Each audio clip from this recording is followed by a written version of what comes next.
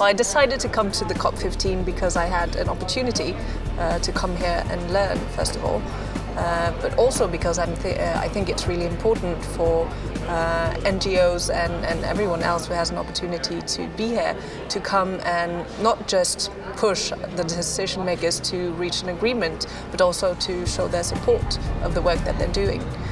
Because the people who are negotiating in the Bella Center are not there because they don't want to achieve something. They really do, and we should support them if we can. Well, I expect to gain some knowledge of the process of how you actually manage negotiations on this high level between countries, but also some knowledge about how NGOs can work to influence the work of decision makers, and how we as young climate advocates can come across with our message to people who are in a position to do more than us. Everyone can do their bit, but some people have the power to do even more. Which said, happy are those who dream dreams and are prepared to pay the price to make them come true. Well, hopefully everybody in this room has a dream about the world in future. Hello, I'm Stuart Stevenson, the Minister for Transport, Infrastructure and Climate Change in the Scottish Government.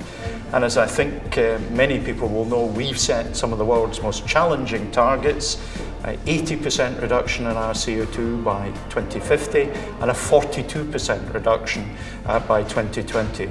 And we're here in Copenhagen today to encourage others to follow our lead. By 2011, 31% of our electricity will be generated from renewable sources. By 2020, 50%. Youngsters are not constrained in the way that politicians often are by some of the things they've said in the past. They would come to it with fresh minds, with new ideas. And I think we'd be likely to see faster progress if the youngsters are the ones who are in charge of it. So that's why I'm going to listen with very great interest to what comes out of the youngsters' deliberations.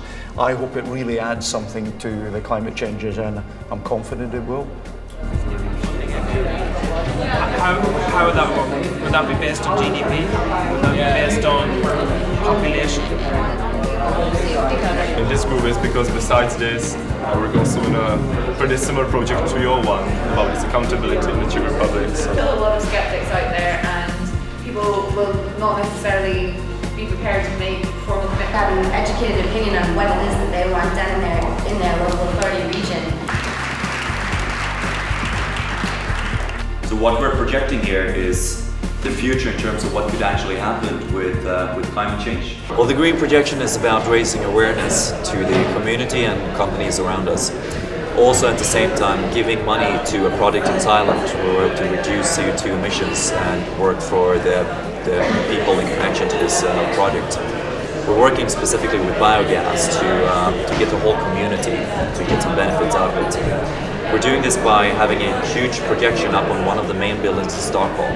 So this is going to take place in the first week of March, and we urge all the companies and individuals that want to take part to join in. I think it's going to be a good project. Environment and get them engaging with nature to really think about what the environment means to them.